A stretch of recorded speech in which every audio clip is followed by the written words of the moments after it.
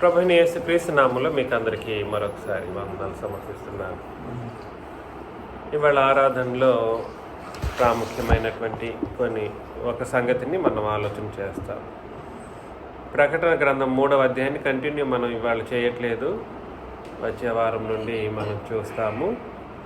ప్రాముఖ్యంగా ఇవాళకి ఒక ప్రత్యేకమైన సబ్జెక్ట్ని మనం చూద్దాం. భక్తిహీనత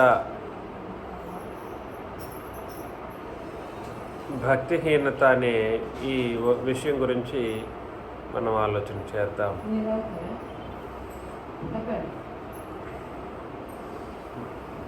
భక్తిహీనత యోధా పత్రిక 3వ వచనంలో,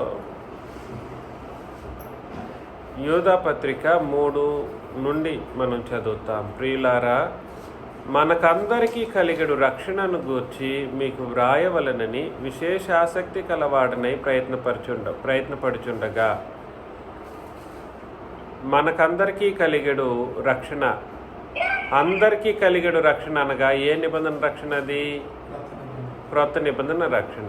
మనకందరికీ కలిగడు రక్షణ గూర్చి అనగా క్రొత్త నిబంధన రక్షణ గురించి మీకు రాయవలెనని విశేషమైన ఆసక్తి నాకుంది అని నేను ప్రయత్నపడుచుండగా, పరిశుద్ధులకు ఒక్కసారి అప్పగింపబడిన బోధ నిమిత్తము మీరు పోరాడవలని మిమ్మల్ని వేడుకొనుచు మీకు వ్రాయవలసి వచ్చును అని అన్నాడు. అంటే అర్థం ఏమిటి? విశేషమైన ఆసక్తి నాకుంది. ఏ విషయంలో, దేని గురించి రాయాలని, ఏ సబ్జెక్ట్ గురించి రాయాలని విశేషమైన ఆసక్తి అని అంటే, అందరికీ కలిగే రక్షణ గురించి రాయాలి. ఈ మనుషులందరూ పాడైపోయారు. అడుగడుగున పాపాలు, అడుగడుగున భక్తిహీనత, అడుగడుగున దుఃఖకరమైన పరిస్థితులు, అడుగడుగున సంఘంలో ఉన్న వాళ్ళు కూడా తప్పుగా చొరపడి, సంఘంలో ఉన్న వాళ్ళు కూడా తప్పుడు దృక్పథంతో మనుషుల మధ్యలో వ్యవహరించటం.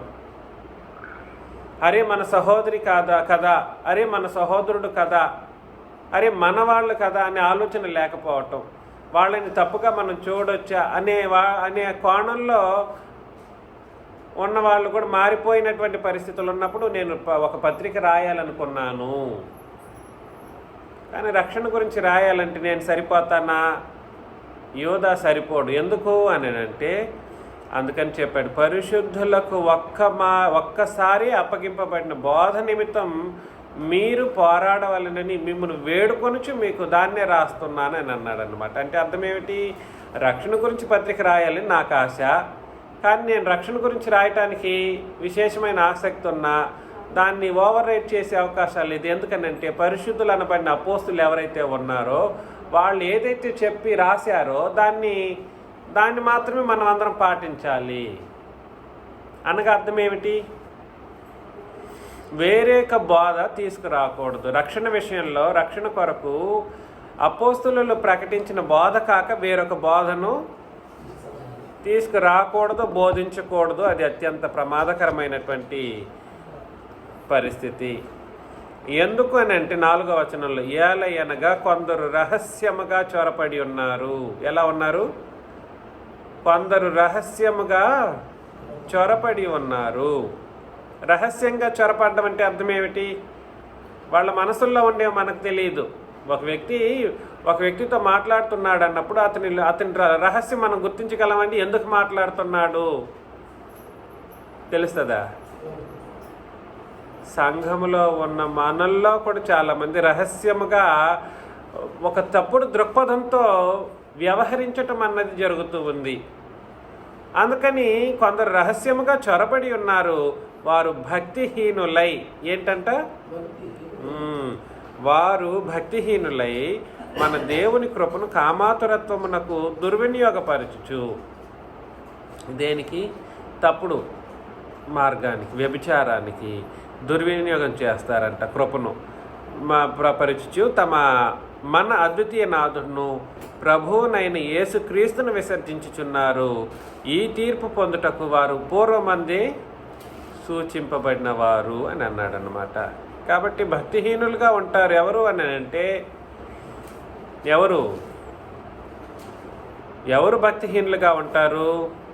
సంఘములో తప్పుడు ప్రవర్తన చేసేవాళ్ళు. ఫస్ట్ అండ్ ఫార్మోస్ట్ ఒక పవిత్రమైన ఆలోచన, ఒక సహోదరుడికి ఒక సహోదరి మీద పవిత్రమైన ఆలోచన ఉండాలి. ఎలాంటి ఆలోచన ఉండాలి? పవిత్రమైన ఆలోచన, తప్పుడు ఆలోచనలు ఉండకూడదు. ఒకటి. రెండు, అద్వితీయ దుర్వినియోగపరచుచు దేవుని కృపను కామాత్రతను దుర్వినియోగపరచుచు మన అద్వితీయ నాథుడును ప్రభు అయిన యేసుక్రీస్తుని సహితం విసర్జించుచున్నారని అన్నాడు. అంటే అర్థం ఏమిటి? యేసు ప్రభు అంటే లెక్క ఉండదు. ఎట్లాగా? యేసు ప్రభు, అయ్యో మన ప్రభు ఈ మాట ఇలా చెప్పారు కదా, ఆయన చెప్పింది చెప్పినట్లు మనం ఏం చేయాలి? భూమి మీద బ్రతకాలి. వీళ్ళు ఎలాంటి వాళ్ళు అంటే భక్తిహీనులైన వాళ్ళు ఇలా ఉంటారు అని చెప్పేసి చెప్తున్నాడు. వీళ్ళంట ఈ తీర్పు పొందుటకు వారు పూర్వమందే సూచింపబడిన వారు అని అన్నాడు అనమాట. కాబట్టి నేనేం చెప్పడానికి ప్రయత్నం చేస్తున్నానంటే, ముందు ఒకేసారి అప్పగించబడినటువంటి బోధ నిమిత్తం మనమందరం పోరాటం చేయాలి. దేని కొరకు పోరాటం? ఒక్కసారి అప్పగించబడిన బోధ కొరకు. ఈ బోధ కొరకు పోరాటం చేస్తున్నది ప్రపంచ మొత్తంలో మనం మాత్రమేనండి. ఎట్లాగా? ప్రపంచం మొత్తంలో ఈ క్రొత్త నిబంధన బోధ కొరకు లేదా అపోస్తులు ప్రకటించిన బోధ కొరకు పోరాటం చేస్తున్నదంటూ ఉంటే ప్రపంచం మొత్తంలో ఇవాళకి 1000 కోట్ల మంది ప్రజలు ఉన్నారు. 1000 కోట్ల మంది ప్రజల్లో దాదాపు 600 నుండి 700 కోట్ల మంది ప్రజలు క్రిస్టియానిటీ అనుకుంటూ మేము క్రైస్తవులం అనుకున్న వాళ్ళే. దేశాలు ఎంత? 1000 కోట్ల మంది ప్రజల్లో 700 కోట్ల మంది ప్రజల వరకు క్రిస్టియానిటీని నమ్ముకున్న వాళ్ళు అనుకుంటూ ఉన్నవాళ్లే. అందులో ఏ 70 మందో లేదా ఏ 40 మందో ఏమయ్యాము అని అంటే ఈ బోధ కొరకు పోరాటం చేస్తూ ఉన్నాం. ఈ బోధను తృణీకరించినటువంటి వాళ్ళు ఎవరైతే ఉంటారో వాళ్ళు భక్తిహీనులు. ఏ బోధను? అపోస్తుల బోధ లేదా క్రొత్త నిబంధన బోధను తృణీకరించిన వాళ్ళు ఏమై ఉంటారు? భక్తిహీనులు అయిపోతారు. అంటే క్రీస్తుని వాళ్ళు ఏం చేస్తారు? విసర్జించేస్తారు. క్రీస్తు వాళ్ళ వ్యవహారాలు ఎలా ఉంటాయంటే, మేము క్రీస్తుని నమ్ముకున్నాం అన్నట్లుగానే ఉంటుంది. ఎలా ఉంటుంది?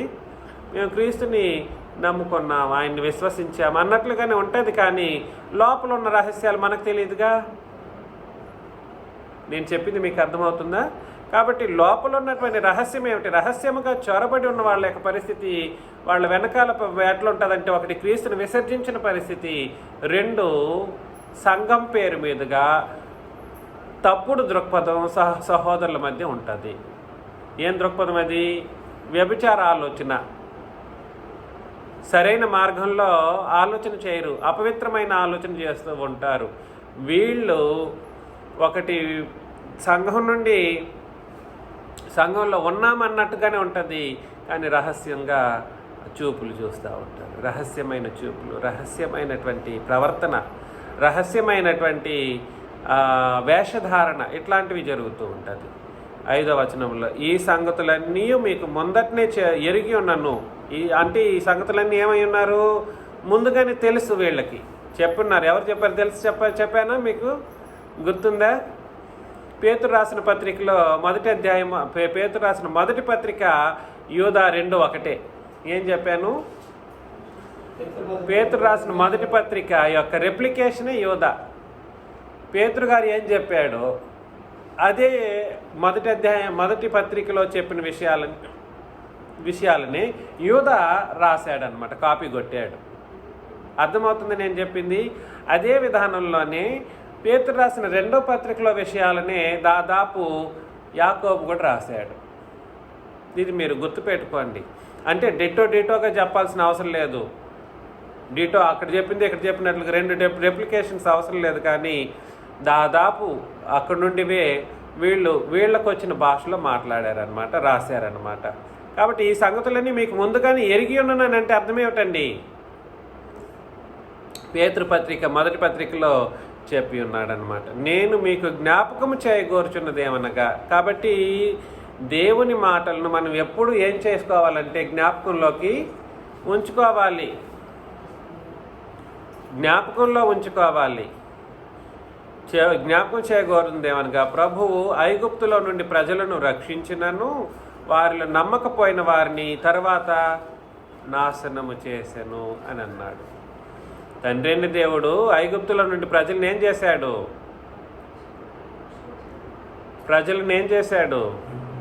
కొన్ని లక్షల మందిని ఐగుప్తు బానిసత్వం నుండి తీసుకొచ్చాడు. దాదాపు 30 లక్షల మంది ప్రజల్ని తీసుకొచ్చాడు బయటికి. ఐగుప్తు బానిసత్వంలో 420 సంవత్సరాలు. ఎన్ని సంవత్సరాలు? 400 పైచిలుకు సంవత్సరాలు, 30 సంవత్సరాలు. అక్కడి నుండి బయటకు వచ్చినప్పుడు బయటకు రావడానికి కోసం అంతమందిని తీసుకురావడం అంటే సామాన్యమైన విషయం అండి? 30 లక్షల మంది ప్రజలని ఒక దేశం నుండి తరలించడం అంటే సామాన్యమైన విషయమా? 30 లక్షల మంది ప్రజల్ని సామాన్యమైన విషయం కాదు. అయితే వారిలో ఆయన ఏం చేసుకోలేకపోయారు? అనేకులు నమ్మకపోయినవా, ఎవరెవరైతే నమ్మలేదో వారిని ఏం చేశాడు దేవుడు? నాశనము చేసేసాడు. మనం అందరం తండ్రిని ప్రభువుని నమ్ముకొని ఇక్కడ ఉన్నాం. ఏంటి? తండ్రిని ప్రభువును నమ్ముకొని ఉన్నాం కాబట్టి మన ప్రవర్తనను మనం జాగ్రత్తగా చూసుకోవాలి. రక్షించబడినటువంటి వాళ్ళు, నమ్ముకున్న మనము మన ప్రవర్తన సరిగా లేకపోతే ఏం చేస్తాడు దేవుడు? ఏం చేస్తాడు? బుజ్జిగిస్తాడా? నాశనం చేసేస్తాడు. అందుకని మనం జాగ్రత్త పడాలి. 6వ వచనంలో, మరియు తమ ప్రధానత్వమును నిలుపుకొనక తమ నివాస స్థలమును విడిచిన దేవదూతలను మహాదినమున జరుగు తీర్పు వరకు కటిక చీకటిలో నిత్య పాశములతో ఆయన బంధించి భద్రం చేసి ఉన్నాడు అని అన్నాడు అనమాట. కాబట్టి ప్రధానత్వమును నిలుపుకొనక, దేవదూతలంట ఎట్లాంటి వాళ్ళు? దేవదూతలు పరలోకమందు దేవదూతల్లో 2 రకాల దేవదూతలు ఉంటారు. ప్రాముఖ్యంగా వాళ్ళ క్రింద ఇతర కోటాను దేవదూతలు ఉంటారు అనుకోండి. ప్రధాన దేవదూతలు ఉంటారు, అదేవిధంగా అధికారం కలిగిన దేవదూతలు. ప్రధానులు, అధికారులు అనే మాట మీరు గుర్తుపెట్టుకోండి. ఎవరండి? పరలోకంలో ప్రధాన దేవదూతలు, అధికారం కలిగినటువంటి దేవదూతలు 2 రకాల దేవదూతలు ఉంటారు. వీళ్ళ కింద కోటాను దేవదూతలు, ఎంత? కోట్ల దేవదూతలు ఉంటారు. ఈ దేవదూతలలో ప్రధానత్వం కలిగిన వాళ్ళు ఎవరైతే ఉన్నారో వాళ్ళు, లేదా అధికారం కలిగిన వాళ్ళైనా సరే, దాన్ని నిలుపుకొనకపోయిన వాళ్ళని దేవుడు ఏం చేశాడు? తమ నివాస స్థలమును విడిచిన దేవదూతలను మహాదినమున జరుగు తీర్పు వరకు కటిక చీకటిలో నిత్య పాశములతో ఆయన బంధించి భద్రం చేశాడు. దేవుడికి ఎంతటి శక్తి! ఆయన శక్తి సామర్థ్యం మనం లెక్క చేయగలమా? కోట్ల దేవదూతలు, వాళ్ళు కూడా శక్తిమంతులే. ప్రధాన దేవదూతలు లాంటి వాళ్ళు కూడా శక్తిమంతులు, అధిక శక్తిమంతులే. కానీ దేవుని ముందు పాపం చేసిన దేవదూతల్ని సహితం ఆయన ఏం చేయలేడు? అంగీకరించలేడు.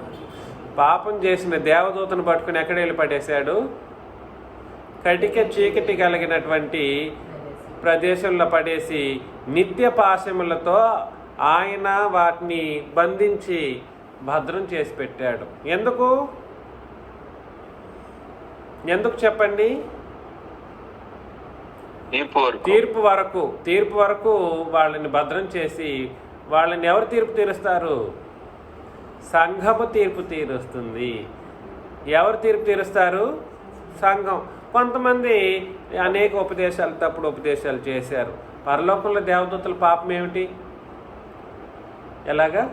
పరలోకంలో దేవదూతలు ఉంటే వాళ్ళు ఎక్కడ పాపం చేస్తారు అన్నట్లుగా.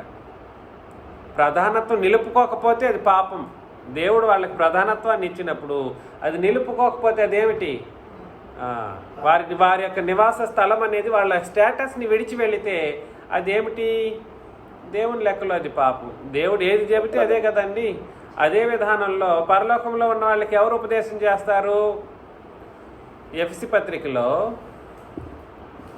3వ అధ్యాయం 8 నుండి 11 వచనాలు. ఎఫెసీ పత్రిక 3:8 నుండి 11. దేవుడు మన ప్రభువైన క్రీస్తు యేసునందు చేసిన సంకల్పం చొప్పున పరలోకములో ప్రధానులను. ఎక్కడండి? పరలోకంలో ప్రధానులు. నేను అందుకే చెప్పాను, పరలోకంలో ఎలాంటి దేవదూతలు ఉంటారు అని. పరలోకంలో ప్రధానులకును అధికారులకును సంఘము ద్వారా తన యొక్క నానా విధమైన జ్ఞానం. కాబట్టి సంఘం ఏం చేస్తుంది? దేవుని యొక్క జ్ఞానాన్ని పరలోకంలో ఉన్న వాళ్ళకి, వాళ్ళు ఎవరు? ప్రధానులు, అధికారులు, శక్తి సామర్థ్యం కలిగిన వాళ్ళు, వాళ్ళకి ఉపదేశం చేస్తారు. ఇప్పుడు నేను ఉపదేశం చేస్తుంటే ఎక్కడ వాళ్ళు వింటున్నారు? ఒక సంఘమేనా? నేను ఉపదేశం చేస్తుంటే ఒక సంఘమే వింటుందా? కాదు. పరలోకంలో ఎవరెవరు వింటున్నారు? అందరూ వింటున్నారు. పరలోకంలో ప్రధానులు, అధికారులు. దాన్ని వింటున్నప్పుడు వాళ్ళు ఏం చేయాలంటే మన ఉపదేశం ద్వారా వాళ్ళ ప్రధానత్వాన్ని కాపాడుకోవాలి. సంఘం యొక్క ఉపదేశం ద్వారా ఏం చేయాలి? వాళ్ళ యొక్క ప్రధానత్వం కాపాడుకోవాలి. ఈ ప్రధానత్వం కాపాడుకోకపోతే మాత్రం అత్యంత ప్రమాదంలో పాపం చేసిన వాళ్ళకి ఎంచబడి ఎక్కడికి పంపేయబడతారు? కటిక చీకటి కలిగినటువంటి బిలములోనికి పంపివేయబడతారు. చూడండి, భక్తిహీనులైనటువంటి వాళ్ళని దేవుడు ఏనాడు విడిచిపెట్టడు.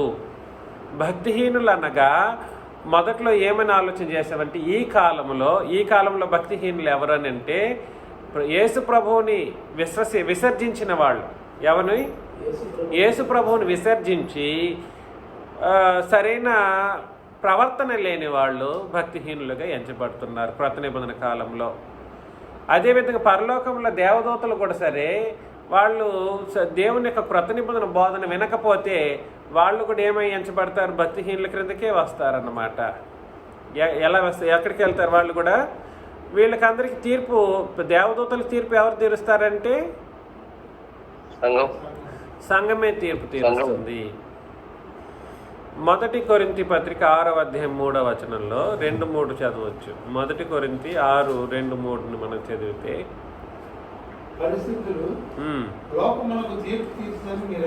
మొదట లోకానికి తీర్పు తీరుస్తారు.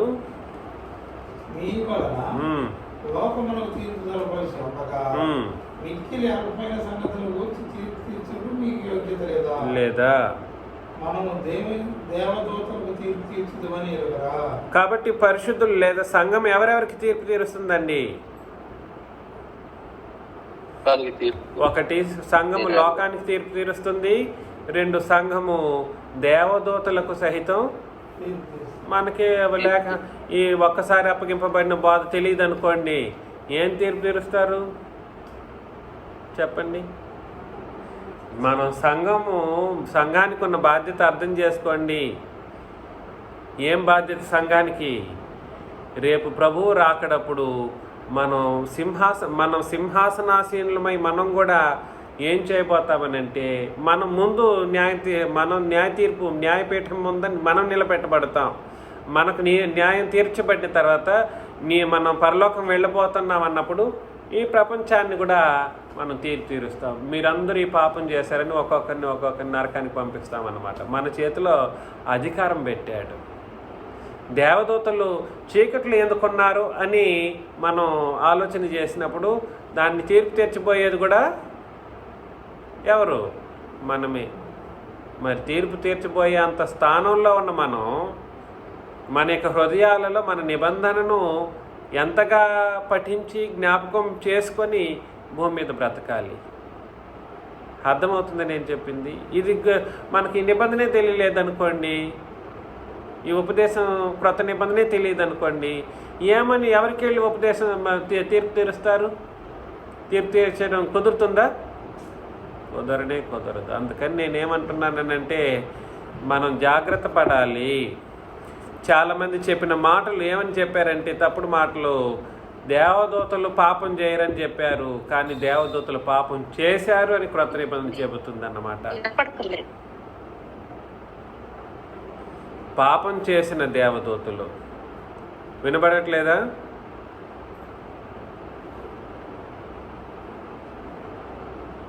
వినబడట్లేదండి.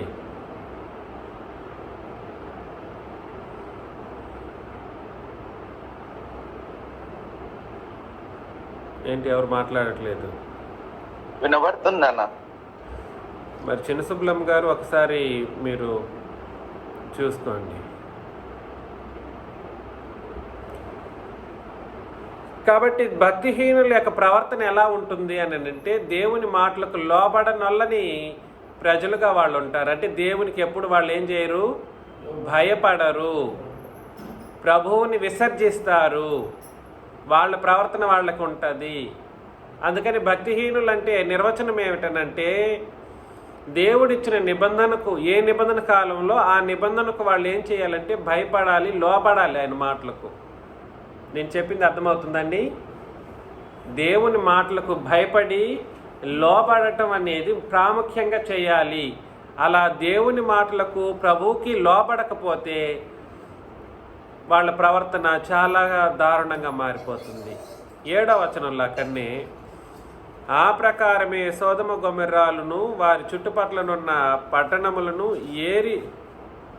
వీరి వలనే వ్యభిచారము చేయొచ్చు, పరశరీరానుసారులై ఉన్నందున నిత్యాగ్ని దండన అనుభవించుచు దృష్టాంతముగా ఉంచబడిను అని అన్నాడు. కాబట్టి పరిస్థితి ఏమిటంటే, మనం జాగ్రత్త పడాలి. మన జీవితం ఎలా ఉండాలి? పవిత్రమైనటువంటి జీవితంగా ఉండాలి.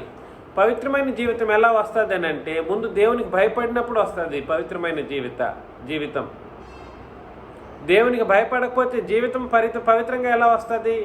దానికి మన ఆలోచన మొత్తమే మార్చుకోవాలన్నమాట.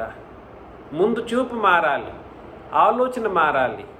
చూపు మారితే ఆలోచన మారుతుంది, ఆలోచన మారితే మనం తప్పులు చేయం. దేవునికి భయపడిన వాళ్ళంగా ఎంచబడతాం. వీళ్ళు సొదొమ గొమొర్రా వాళ్ళ చుట్టుపక్కల ఉన్న పట్టణాలు కూడా సరే ఎట్లున్నారని అంటేనంట, దేవుని మాటలను విననొల్లని పరిస్థితుల్లో వాళ్ళు ఉన్నారు. వ్యభిచారం చేసి పరశరీరానుసారులైనందున నిత్యాగ్ని దండన. ఏ దండనది? నరకమే వెళ్ళిపోతారు. నరకం వెళ్ళిపోయినటువంటి పరిస్థితిలో ఉంటారు. 8వ వచనం, అటువలనే వీరును కళ్ళు కనుచు శరీరమును అపవిత్రపరుచుకొనుచు ప్రభుత్వమును నిరాకరించుచు మహాత్ములను దూషించుచు ఉన్నారు. మహాత్ములు ఎవరు? మహాత్ములు శరీరమును అపవిత్రపరుచుకొనుచు ప్రభుత్వమును నిరాకరించుచు. ప్రభుత్వమును నిరాకరించడం అంటే అర్థం ఏమిటండి? భూమి మీద ప్రభుత్వాన్ని నిరాకరించడం గురించి కాదు ఇక్కడ చెప్పింది. దేవుని యొక్క అధికారాన్ని త్రోసివేయడం. ఎలాగా? దేవుని అధికారాన్ని, దేవుడు ఉన్నాడులే అది చెప్పరు. ఎవరైనా చెప్తారండి దేవుడు ఏం దేవుడు అని చెప్తారు? ఇక్కడ మనం కూర్చున్న వాళ్ళం ఎవరైనా చెప్తామా? ఎవరని చెప్పం. వెనకాల ఉంటుంది రహస్యంగా ఇదంతా. ఆ నిరాకరించడం అనేది అన్ని లోపల జరుగుతూ ఉంటుంది. అందుకని ప్రభుత్వంలో నిరాకరించుచు మహాత్ములను దూషించుచు ఉన్నారు అని తెలియజేశాడు. వీళ్ళందరూ ఎవరు అని అంటే, ఇక్కడ వీరు అని చెప్పబడిన వీళ్ళందరూ ఎవరు అని అంటే, మరొకసారి ఎవరు అనే విషయాన్ని ఆలోచన చేస్తాం.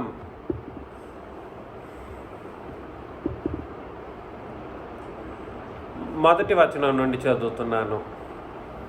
యేసుక్రీస్తు దాసుడును యాకోబు సహోదరుడినైన యూదా, తండ్రి అయిన దేవుని యందు ప్రేమింపబడి యేసుక్రీస్తునందు భద్రము చేయబడి పిలువబడిన వారికి శుభమని చెప్పి వ్రాయున్నది. సంఘంలో ఉన్న వాళ్ళ గురించి మాట్లాడుతూ ఉన్నాడు. మీకు కనికరమును సమాధానమును కలుగునుగాక అని అన్నాడు. ఏం కలగాలి? కనికరమును సమాధానం కలగాలి. ఇక్కడ మూడవ వచనం, ప్రియులారా మనకందరికీ కలిగిన రక్షణను గురించి మీకు వ్రాయవలనని విశేషమైన ఆసక్తి నాకుంది. అయితే పరిశుద్ధులకు ఒక్కసారి అప్పగింపబడిన బోధ నిమిత్తం మీరు పోరాడవలనని మిమ్మల్ని వేడుకొనిచి మీకు రాయవలసి వచ్చును అని అన్నాడు. ఏలి అనగా కొందరు అన్నారు చూడండి. ఈ కొందరు రహస్యంగా చొరబడినారు. ఈ కొందరు అని అంటే ఈ ఒక్క బోధ మీద జీవితాన్ని గడపలేని వాళ్ళు, క్రొత్త నిబంధనను త్రోసిపుచ్చిన వాళ్ళు, క్రొత్త నిబంధనను త్రోసిపుచ్చిన వాళ్ళు. వీళ్ళు ఎలాంటి పరిస్థితుల్లో ఉంటారంటే వీళ్ళు భక్తిహీనులుగా ఉంటారు. అదేవిధంగా వీళ్ళు ఎలా ఉంటారు అని అంటే క్రొత్త నిబంధన త్రోసిపుచ్చిన వాళ్ళు, వీళ్ళు దేవుని కృపను కామాతురత్వానికి దుర్వినియోగపరుస్తారు. అద్వితీయ నాథుడును ప్రభువైన యేసుక్రీస్తుని వీళ్ళు ఏం చేస్తారు? విసర్జిస్తారు. కాబట్టి వీళ్ళెవరు అని అంటే సోదమ గొమొర్రాల కంటే మోసం అంట. సోదమ గొమొర్రాని ఒక పట్టణం కాదు, చుట్టుపక్కల ఉన్న పట్టణాలను దేవుడు అగ్నిగుండమే అగ్నితోనే అగ్ని గంధకములతో కాల్చేసేసాడు. వాళ్ళు చేసిన పాపాలు అంత తప్పుడు పాపాలు. ఒకరా ఇద్దరా కొన్ని లక్షల మందిని చంపేశాడు. ఒక్క రోజుకు, ఒక సెకండ్కే అది అయిపోయింది. మంట మండిపోయింది. చెప్పేది మీకు అర్థమవుతుందా? ఆ విధంగా వాళ్ళు తప్పు చేశారు. ఎందుకు? ఇక్కడ ఉన్న వాళ్ళు ఎవరైతే ఉన్నారో, క్రొత్త నిబంధనను తృణీకరించిన వాళ్ళు ఎవరైతే ఉన్నారో వాళ్ళు సోదమ గొమొర్రా పట్టణం లాంటి మనుషులు, అక్కడ మనుషులు లాంటి మనుషులుగా ఉంటారు. అదేవిధంగా దేవదూతలను సహితం విడిచిపెట్టలేదు దేవుడు. వాళ్ళు పాపం చేసి విడిచిపెట్టలేదు. వీళ్ళని విడిచిపెట్టేస్తాడా? విడవడు. వీళ్ళని నాశనానికి నడిపించక తప్పదు అనే విషయాన్ని గురించి మాట్లాడుతూ వస్తున్నాడు. వీళ్ళు ఎప్పుడు కలలు కంటూ ఉంటారు. ఏం కలలు కంటారు? ఏదేదో కలలు కంటూ ఉంటారు. శరీరాన్ని అపవిత్రపరుచుకుంటూ ఉంటారు. ప్రభుత్వమును నిరాకరిస్తారు. దేవుని యొక్క అధికారాన్ని త్రోసిపుచ్చుతారు. తర్వాత మహాత్ములనంటే పరిశుద్ధమైనటువంటి ఆత్మ కలిగిన వాళ్ళు, మహిమ కలిగిన ఆత్మ కలిగిన వాళ్ళు, పరిశుద్ధమైన మహిమ కలిగిన ఆత్మలు కలిగిన వాళ్ళని ఏమంటారంటే మహాత్ములు అని అంటారనమాట. ఎవరెవరికో మహాత్ములు అని పేరు పెడుతుంటారు. మహాత్ములు అంటే సంఘములో ఉన్నవాళ్ళు. సంఘంలో మన ఆత్మలన్నీ ఏం చేయబడ్డాయి? క్రీస్తు రక్తం చేత అత్యంత పరిశుద్ధమైన ఆత్మలుగా మనల్ని తీర్చినప్పుడు మనల్ని సహితం దూషిస్తూ ఉంటారన్నమాట. ఎలాంటి వాళ్ళు? భక్తిహీనులు. ఎవరు వాళ్ళు? భక్తిహీనులు. చూడండి ఎంత దారుణంగా ఉందో వాళ్ళ జీవిత విధానం. వీళ్ళని సైలెంట్గా విడిచిపెట్టరు.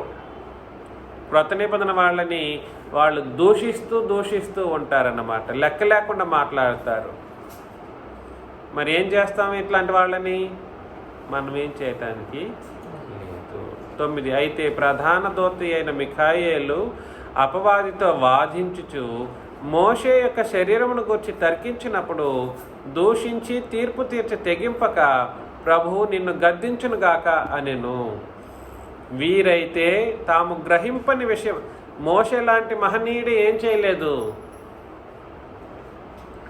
దూషించలేదంట. ఎవరిని? మోషే యొక్క మోషే యొక్క శరీరం గురించి తర్కం వచ్చింది. మోషే చనిపోయి ఉన్నాడు. ఆ శరీరాన్ని తీసుకెళ్ళడానికి అపవాది వచ్చాడు. మోషే పవిత్రుడు కదండి పాత నిబంధనలో.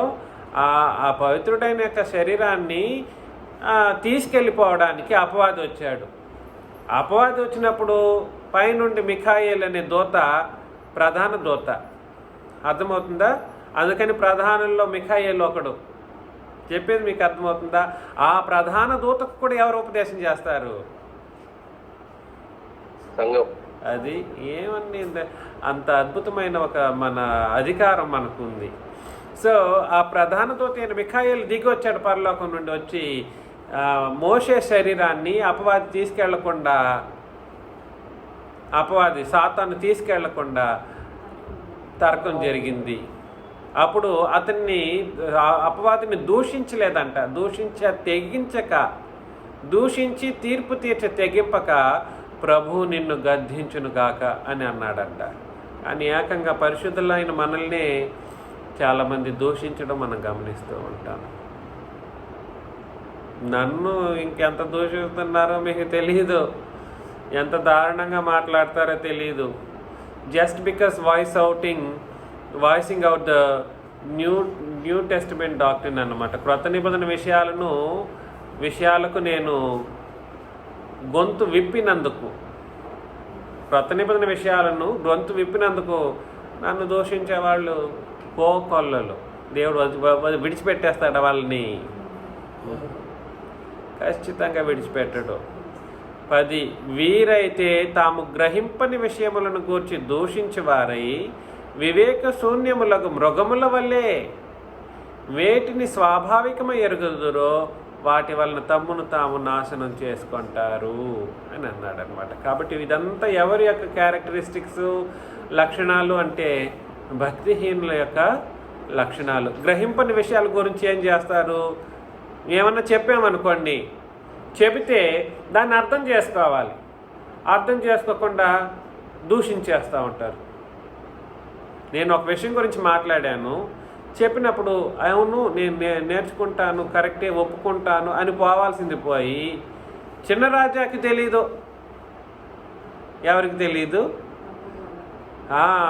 తప్పు బాధ కాదు, ముందు సంఘంలో ఉన్నవాళ్ళు కూడా కొంతమంది చిన్నరాజాకి ఆయన సొంతంగా చెప్పుకుంటూ పోతారని చెప్పిన వాళ్ళు కొంతమంది ఉన్నారు. వాళ్ళు కొంతమంది వెళ్ళిపోయారు, కొంతమంది ఉన్నారు కూడా. సో వీళ్ళు వివేక శూన్యములకు మృగముల వల్లే ఎలాగా వివేక శూన్యములకు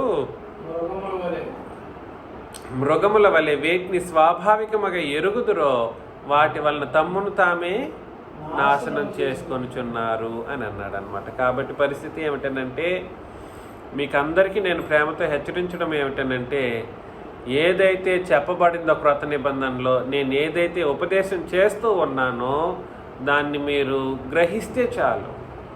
గ్రహించడానికి ప్రయత్నం చేయండి. అర్థం కాలేదు అని రావడానికి అవకాశమే లేదు. ఏముంది ఇక్కడ అర్థం చేసుకోకపోవటానికి? చెప్పింది వినడానికి ఏమి నీకు బాధ ఏంటి? చెప్పింది వినడానికి ఏం బాధ నీకు? అర్థం కాలేదు, ఏం అర్థం కాలేకపోయింది నీకు? తెలుగులోనే కదా నేను మాట్లాడుతున్నది. తెలుగు వాళ్ళ దగ్గర తెలుగు, తమిళ వాళ్ళ దగ్గర తమిళ్. నేను మాట్లాడుతున్నప్పుడు అందులో అర్థం కాకపోవడానికి ఏముంది? భాష కూడా అర్థం కాదా? అయ్యో వారికి శ్రమ, అయ్యో వారికి శ్రమ అంటే వాళ్ళు అత్యంత శ్రమభరితులై మారిపోతారు. వారు కయ్యను నడిచిన మార్గమున నడిచిరి. ఎవరు నడిచిన మార్గము ఏంటో? కయ్యను నడిచిన మార్గం ఏమిటి? కయ్యను నడిచిన మార్గం, కయ్యను నడిచిన మార్గం ఏమిటనంటే దేవునికి ఇష్టం లేని కానుకలు సమర్పించాడు, బలి సమర్పించాడు. మనం ఇప్పుడు ఆ బలినే కానుకని కూడా చెప్పడం తప్పులేదు. దేవునికి ఇష్టం లేని కానుక, అర్థమవుతుందా? కయ్యను సమర్పించింది ఏమిటి? మొదట దేవునికి ఇష్టం లేని బలిని దేవుడికి ఇచ్చాడు, అర్పణనిచ్చాడు. అదే కానుక. బలి, అర్పణ, కానుక ఇవన్నీ ఒకటే మాట అండి, తప్పేం లేదు. ఇష్టం లేని అర్పణ ఇచ్చినప్పుడు దేవుడు ఏం చేశాడు? త్రోసిపుచ్చాడు. నీకు ఇష్టం లేకుండా నా దగ్గర నాకు ఇస్తావా? నువ్వు ఇచ్చేటప్పుడు ఎలా ఇవ్వాలి? నీ ఒంట్లో భయం ఉండాలి ముందు. ఎలాగా? నీ ఒంట్లో భయం ఉండాలి, నా మీద సరైన విశ్వాసం ఉండాలి. అప్పుడు తీసుకురా నీ అర్పణని, నేను అంగీకరిస్తా. ఇష్టం లేని అర్పణ తీసుకొచ్చి ఇచ్చిన తర్వాత దేవుడు త్రోసిపుచ్చాడని వాళ్ళ తమ్ముడు హేబేలు ఉన్నాడుగా, హేబేలు దేవునికి ఇష్టమైన అర్పణ తీసుకొచ్చాడు, బలిని సమర్పించాడు. దేవుడు సంతోషించాడు. ఆ విషయంలో వీడిది, నా తమ్ముడిది అంగీకరించావు, నాది తోసిపుచ్చావా అని తమ్ముడిని చంపేశాడు. అర్థమవుతుందా? నా తమ్ముడిదేమో అంగీకరించావు, నాదేమో త్రోసిపుచ్చావు. నా తమ్ముడు నా తమ్ముడు బ్రతకపోతే నువ్వేం చేస్తావు చూస్తానని తమ్ముడిని చంపేశాడు అనమాట. అందుకని నేనేం చెప్పడానికి ప్రయత్నం చేస్తున్నానంటే, చంపే అంత దారుణమైనటువంటి హృదయం కలిగిన వాళ్ళే భక్తిహీనులు. అర్థమవుతుందా? చంపగలిగే అంత పరిస్థితి కూడా వాళ్ళకి ఉంటుంది. భక్తిహీనులు బహుమానం పొందవలనని బిలాము నడిచిన తప్పు త్రోవలో ఆతురముగా పరిగెత్తి, బిలాం తెలుసు కదండి బిలాం సంగతి, ఆతురంగా పరిగెత్తా ఉన్నాడు. ఆతురంగా పరిగెత్తి బహుమానం తీసుకోవడం కోసం తప్పు త్రోవలో పరిగెత్తూ ఉన్నాడు. ఒక ఆయన వద్దన్నాడు, వదిలేపో, పెట్టుకో, నీ బహుమానం నీ దగ్గర పెట్టుకొని, చారియట్ నిండుగా బంగారాలు అవి ఇవి ఉంటే ఈ దైవజనుడు వద్దన్నాడు. ఎందుకు వద్దన్నాడో మనకు తెలియదు. వద్దు, నువ్వు తీసుకెళ్ళు అని చెప్పేసి అన్నాడు. వాడు ఆ రాజు తీసుకొచ్చినోడు వెళ్ళిపోతున్నాడు తీసుకుని ఆ బంగారాన్ని వాటినన్నిటినీ. వెళ్ళిపోతుంటే ఏం జరిగింది? బిలాముకి ఏమో దాని మీద ఆశపడింది. ఈ దేవజనుడు ఏంది అంత బంగారం వస్తే వద్దంటున్నాడు, తీసుకొని నాకైనా ఇస్తే నేను పెట్టుకుంటానుగా. పరిస్థితి అది. ఏం చేశాడు? వీడు పరిగెత్తుకొని తప్పు ద్రోవలో పోయి మా అయ్యగారు తీసుకురమ్మని చెప్పారు, ఇవ్వు అని అయ్యగారిని గాల్లో కలిపేశాడు. వీడు వెళ్ళి తీసుకొచ్చుకున్నాడు. కాబట్టి అది ఏ మార్గం? అది తప్పు త్రోవలో ఆతురముగా పరిగెత్తి కోరహు చేసినట్లు తిరస్కారము చేసి నశించిరి అని అన్నాడు అన్నమాట. కాబట్టి పరిస్థితి ఏమిటనంటే, ఇవన్నీ కూడా సరే, ఆయా నిబంధన కాలాల్లో ఏదైనా ఒక పరిస్థితి నెగిటివ్గా రాయబడిందని అంటే అది దేన్ని బట్టి జరిగిందంటే వాళ్ళ తప్పుడు క్రియలను బట్టి జరిగింది. అర్థమవుతుందా? భక్తిహీనులు అనే మాటకు అర్థం ఇప్పుడు చెప్తున్నాను మరొకసారి. వారు దేవుణ్ణి తిరస్కరిస్తారు, దేవునికి లోబడరు. రెండు, ప్రభువుని విసర్జిస్తారు. దేవుణ్ణి విసర్జిస్తారు, ప్రభువుని విసర్జిస్తారు. అత్యంత ప్రాముఖ్యంగా వారి జీవితం మొత్తం అత్యంత పాపభరితమైన జీవితమే ఉంటుంది. ఎలాంటి జీవితం ఉంటుంది? సోదమ గొమొర్రా కంటే దారుణంగా బ్రతుకుతారు. ఒక కోరహు, ఈ బిలాము, వీళ్ళు ఉన్నారు కదా, వీళ్ళందరికంటే కయ్యూను లాంటి వాళ్ళకంటే కూడా దారుణంగా ఉంటారన్నమాట. వీళ్ళకి భయమే ఉండదు. 12వ వచనం, వీరు నిర్భయముగా మీతో సుభోజనము చేయొచ్చు. ఏ భోజనం చేస్తారు? వీరు నిర్భయముగా మీతో సుభోజనము చేయొచ్చు, తమ్మును తాము నిర్భయముగా పోషించుకొనుచు మీ ప్రేమ విందులలో దొంగ మెట్టలుగా ఉన్నారు. కాబట్టి నిర్భయముగా మీతో సుభోజనం చేయొచ్చు, తమ్మును తాము నిర్భయముగా పోషించుకొనుచు మీ ప్రేమ విందుల్లో దొంగ మెట్లుగా ఉంటారు. మీరు గాలి చేత ఇటు అటు కొట్టుకొని పో నిర్జల మేఘములుగాను, కాయలు రాలి ఫలములు లేక 2 మార్లు చచ్చి వేళ్లతో పెళ్లగింపబడిన చెట్లుగాను తమ అవమానమును నురుగు. ఎట్లా నురుగు? అవమానం అనేటువంటి నురుగు గ్రక్కువారై సముద్రము యొక్క ప్రచండమైన అలలుగాను మార్గము తప్పి తిరుగు చొక్కులుగాను ఉన్నారు.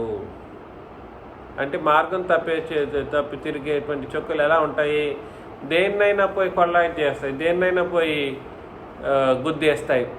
చొక్కులు చాలా దారుణంగా అవి ఉంటాయి. వారి కొరకు గాఢాంధకారము నిరంతరము భద్రము చేయబడి ఉన్నది. వారందరి కొరకు ఏముందండి? గాఢాంధకారం నిరంతరము భద్రం చేయబడి ఉంది. 14, ఆదాము మొదలుకొని 7వ వాడైన హనోకు కూడా వీరిని గురించి ప్రవచించి ఇట్లా, నేను ఎవరిని గురించి? భక్తిహీనుల గురించి ప్రవచించాడంట హనోకు. ఎవరిని గురించి? ఇదిగో అందరికి నీ తీర్పు తీర్చుటకును వారిలో భక్తిహీనులు అందరినూ భక్తిహీనముగా చేసిన వారి భక్తిహీన క్రియలన్నింటినీ గూర్చి, భక్తిహీనులైన పాపులు, ఎన్నెన్ని మాటలు చెప్తున్నాడు చూడండి. భక్తిహీనులైన పాపులంటే పాపులు వేరే, భక్తిహీనులు వేరేనా? ఎస్. పాపులంటే కొంచెం వాళ్ళ సివియారిటీ బాగానే ఉంటుంది, కొంచెం తక్కువ. పాపులనే మాట సమస్త వాళ్ళ జీవితాలు ఎలా ఉండాలో తెలియని వాళ్ళు. భక్తిహీనులు అంటే దేవుణ్ణి ఎరిగి త్రోసిపుచ్చిన వాళ్ళు, ప్రభువుని ఎరిగి త్రోసిపుచ్చిన వాళ్ళు, క్రొత్త నిబంధన మార్గం ఎరిగి త్రోసిపుచ్చిన వాళ్ళు, తమ జీవితాలను పాపములతోనే గడిపేవాళ్ళు వీళ్ళు భక్తిహీనులు. నేను చెప్పింది మీకు అర్థమవుతుందా? భక్తిహీనులైన పాపులు అంటే అర్థమేమిటి? పాపులు వేరు, భక్తిహీనులు వేరు. కానీ ఈ భక్తిహీనులైనటువంటి పాపులు అనేవాళ్ళు పాపుల కంటే కొన్ని వందల రెట్లు చెడ్డవాళ్ళు అన్నమాట. ఏం చెప్పాను? వందల రెట్లు చెడ్డవాళ్ళు. సామాన్యంగా ఉండద్దు. సాతాను కూడా వీళ్ళని చూసి భయపడిపోతాడు అన్నమాట. అట్లా ఉంటుంది వీళ్ళ చెడు క్రియలు. నేను చెప్పేది మీరు ఆలోచన చేయండి. భక్తిహీనులైన పాపులు తనకు విరోధముగా చెప్పిన కఠినమైన మాటలన్నిటిని గూర్చి వారిని ఒప్పించుటకును ప్రభువు తన వేవేల పరిశుద్ధుల పరివారంతో వచ్చెను అని అన్నాడు అన్నమాట. కాబట్టి వస్తాడు ఆయన. వచ్చెను అని ఇక్కడ రాసినప్పటికీ మొదట్లో ఎక్కడి నుంచి ఆదాము నుండి హనోక వరకు ప్రవచించినటువంటి మాటలు ఏవైతే ఉన్నాయో ఆ కాలంలో వాళ్ళని ఒప్పించాడంట దేవుడు. యేసు ప్రభు ఏం చేశాడు? ఆ కాలంలో ఒప్పించాడు. ఎందుకనంటే వీళ్ళు చెప్పిన కఠినమైనటువంటి మాటలు అలా ఉన్నాయి. ఒప్పించి వాళ్ళని నరకానికి పంపించేటువంటి పనిలో ఆయన పడ్డాడనమాట. 16 వారు తమ దురాశల చొప్పున నడుచుచు. చూసారా ఎలాగా? దురాశల చొప్పున నడుచుచు లాభము నిమిత్తం మనుషులను కొనియాడుచు. దేని నిమిత్తం మనుషులను కొనియాడతారు? నేను ఎన్ని ప్రదేశాలకు తిరుగుతున్నానో మీకు తెలియదు. నన్ను కూడా అన్నారు లాభం కోసం చేస్తున్నానని. నేను ఎంత ఖర్చులు పెడుతున్నానో నాకే తెలియదు, మీకు తెలియదు. నేను ఎట్లా ఖర్చు పెడుతున్నానో తెలియదు. లాభం కోసం అంటాడు ఒకడు. నేను లాభం కోసం అని అన్నోడిని దేవుడు ప్రభు ఒప్పిస్తాడుగా. రేపొద్దున ఆయన వచ్చినప్పుడు ఒప్పించి నువ్వేం చూసావో చెప్పు అంటాడుగా. నాకు తెలుస్తుంది. కాబట్టి లాభము నిమిత్తం మనుషులను కొనియాడచ్చు. నేను కొనియాడితే నాకు ఎంతమంది మనుషులు, ఎన్ని మందిని నేను కలుస్తున్నాను. ఎన్నో డైరెక్టర్స్ నాకు తెలుసు. డైరెక్టర్స్ అనబడిన వాళ్ళు వందల మంది తెలుసు నాకు. ఇంకా చెప్పాలంటే ఈ 4 రాష్ట్రాల్లో తెలుసు. తెలంగాణ, ఆంధ్రప్రదేశ్, తమిళనాడు, కర్ణాటక. ఈ 4 కేరళ నాకు తెలియదు. ఈ 4 రాష్ట్రాల్లో కూడా చాలామంది పెద్ద పెద్ద వీళ్ళు నాకు తెలుసు. కొనియాడాలంటే నేను కొనియాడి ఎక్కడో ఒక చోట నేను వండుకొని నేను ఎప్పుడో చెరిష్ అయిపోయి ఉంటాను. కాబట్టి లాభం నిమిత్తం మనుషులను కొనియాడే పద్ధతి నాది కాదు. నన్ను అన్నారు కాబట్టి నేను ఈ మాటని నేను వ్యక్తిగతంగా మాట్లాడాను. ప్రభువు తండ్రి నన్ను క్షమించును గాక. అయితే లాభం నిమిత్తం మనుషులను కొనియాడుచు సణుగువారును తమ గతిని గూర్చి నిందించువారనై ఉన్నారు. వారి నోరు డంబమైన మాటలు పలుకును. వాళ్ళ నోరు ఎట్లాంటి మాటలు పలుకుతాయంట? డంబపు మాటలు పలుకుతాయి. ఎవరు వీళ్ళనంటే 4 మాటలు చెప్పాడు. వీళ్ళు ఎవరనంటే, ఒకటి భక్తిహీనులందరూ భక్తిహీనముగా చేసిన వారి భక్తిహీన క్రియలన్నిటినీ గూర్చి. భక్తిహీనులు ఎట్లాంటి క్రియలు చేస్తారు? భక్తిహీనమైన క్రియలు చేస్తారు. అదేవిధంగా భక్తిహీనమైన పాపంగా వాళ్ళు ఉంటారు. వీళ్ళు తండ్రికి ప్రభువుకి విరోధంగా బ్రతుకుతారు. వీళ్ళు నిబంధనను త్రోసిపుచ్చుతారు. వీళ్ళు పాపాలనంటే సోదమ గొమెర్రాల కంటే గొప్పవాళ్ళు పాపం విషయంలో. వీళ్ళు కోరహు కంటే ఎక్కువ పాపం చేసిన వాళ్ళు, బిలాము కంటే ఎక్కువగా ఆశించేవారు. తర్వాత కయ్యూను కంటే నరహత్య చేయడానికి సహితం వెనకాడని దుష్టులు. అత్యంత క్రూరులు అన్నమాట. మృగము కంటే మోసగాళ్ళు మోసంగా ఉంటుంది వీళ్ళ పరిస్థితి. మీలో ఎవరిలోనైనా ఇందులో ఏ ఒకటో రెండో ఉన్నా కూడా సరే వెంటనే కట్ చేసుకోవటం మంచిది. వెంటనే కట్ చేసుకోవటం. సంఘానికి నేను దేవుడు ప్రభు నాకు ఇచ్చిన ఆజ్ఞను బట్టి మీకు కూడా ఆజ్ఞాపిస్తున్నా, వెంటనే కట్ చేసేసుకోండి. పవిత్ర బుద్ధులు కండి. 17 అయితే ప్రియులారా, అంత్యకాలం నందు తమ భక్తిహీనమైన దురాశల చొప్పున నడుచు పరిహాసకులుందరని మన ప్రభుని యేసుక్రీస్తు అపోస్తలులు పూర్వమందు మీతో చెప్పిన మాటలను జ్ఞాపకం చేసుకోనుడి అని అన్నాడు. కాబట్టి పరిహాస్యం చేస్తారన్నమాట. భక్తిహీనమైన దురాశల చొప్పున నడుచు పరిహాసకులు పరిహాసం చేస్తూ ఉంటారు. వాడేంది అట్లా ఉన్నాడు, వీడేది ఇట్లా, వీడు బోధ ఏంది ఇట్లుంది. బోధని పరిహాసం చేసేవాళ్ళు ఎక్కువ మంది అయ్యారు ఈ మధ్యలో. నవ్వుతారు అన్నమాట. ఆఖరికి స్టేజీల మీద కూడా పాత నిబంధన వదిలేయాలంట, కొత్త నిబంధనే కావాలంట అని పక్క నవ్వడం. అది లేకుండా ఇది లేదని, పాత నిబంధన లేకుండా క్రొత్త నిబంధన లేదని లేనిపోయిన మాటలు మాట్లాడటం ఎంత దారుణంగా ఉందో చూడండి. ఎట్లా కొంటారంట. మన ప్రభుని యేసుక్రీస్తు అపోస్తులు పూర్వమందు మీతో చెప్పిన మాటలని, ఎవరు చెప్పిన మాటలండి ఇది? అపోస్తుల బాధ అని అంటే అపోస్తులు చెప్పిన బాధ మాత్రమే అపోస్తుల బాధ. ఏం బాధ? అపోస్తుల బాధ అంటే అర్థం ఏమిటి? అపోస్తులు ఏదైతే ఉపదేశం చేశారో అదే అపోస్తుల బాధ అవుతుంది తప్ప అపోస్తులు చెప్పని బాధ పాత నిబంధనల్లో కొన్ని విషయాలను తీసుకొచ్చి క్రొత్త నిబంధనలు కలిపేసి ఇది అపోస్తుల బాధ అన్నాడు అనుకోండి, అది అపోస్తుల బాధ కాదు, అబద్ధ బాధ. ఏం బాధ అది? అబద్ధ బాధ. అదేం బాధ? అది అబద్ధ బాధ. కాబట్టి ప్రభుని యేసుక్రీస్తు యొక్క అపోస్తులు పూర్వమందు మీతో చెప్పిన మాటలు ఏం చేసుకోవాలి? మనం ఎప్పుడు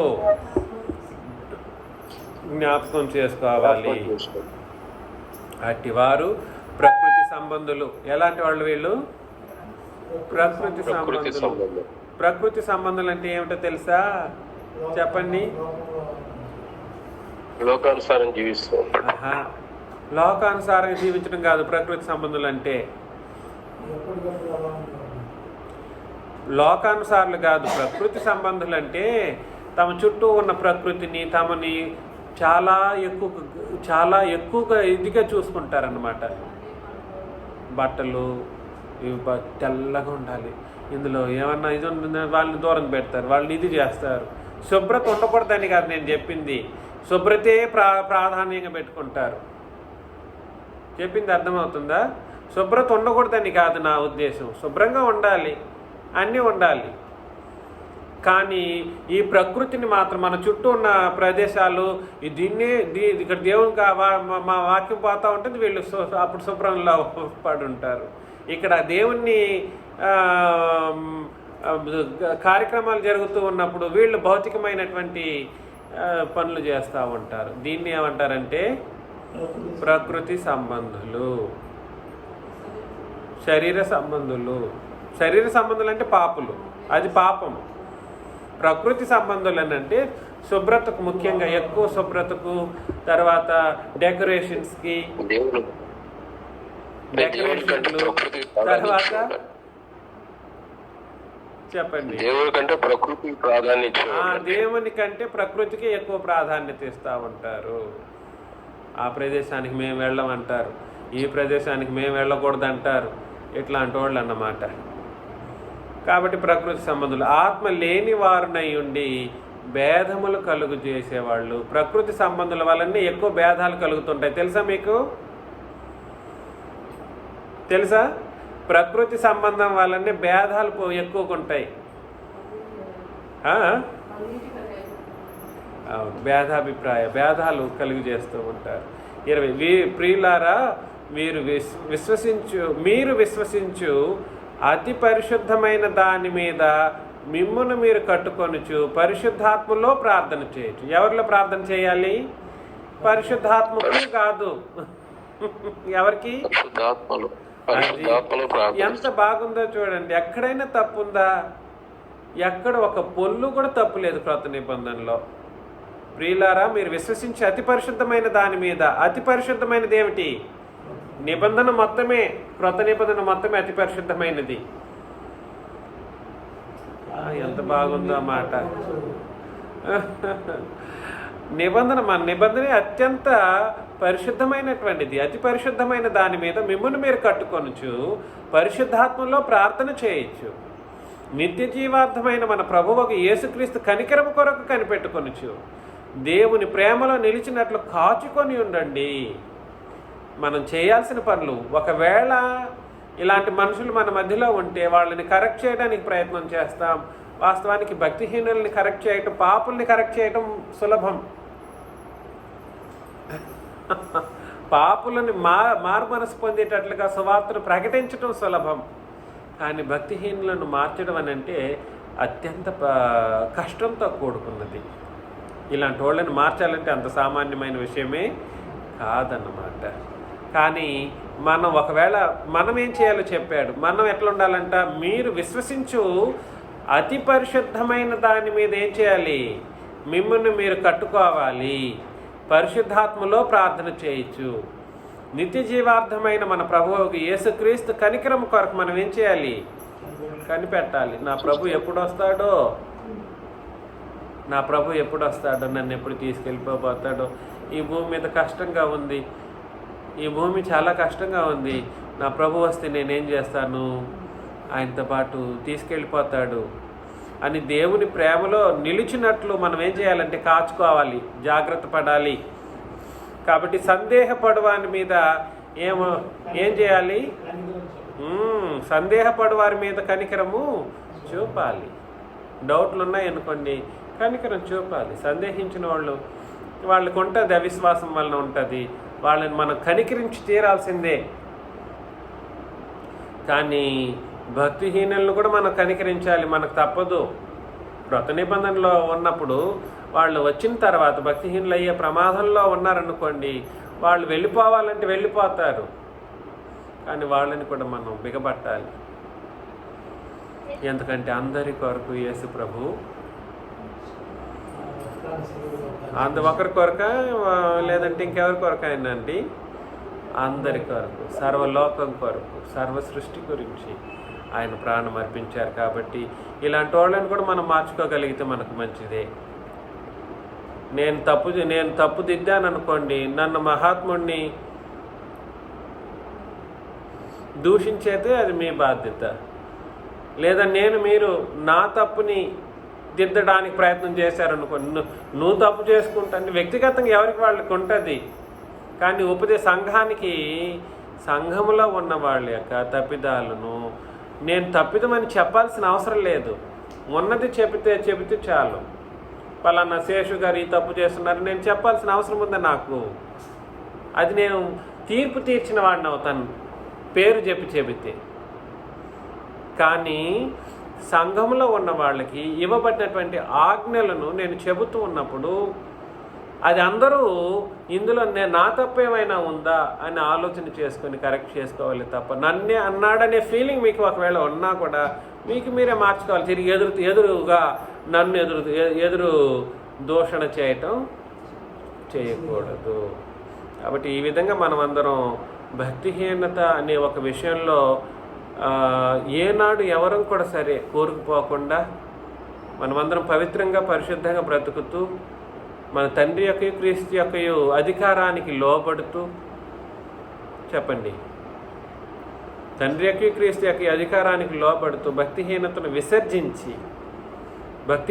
విసర్జించి ఒకవేళ అట్లాంటిది ఏమైనా ఇప్పటి వరకు ఉంటే దాన్ని వెంటనే విసర్జించేసి పవిత్రమైనటువంటి మనస్తత్వంతో నిత్య జీవార్థమైన ప్రభువు యొక్క రాకడ కొరకు ఎదురు చూస్తూ బ్రతకాలని నన్ను నేను హెచ్చరిస్తూ మిమ్మల్ని హెచ్చరిస్తూ ముగిస్తున్నాను. మీకు అందరికీ వందనాలు.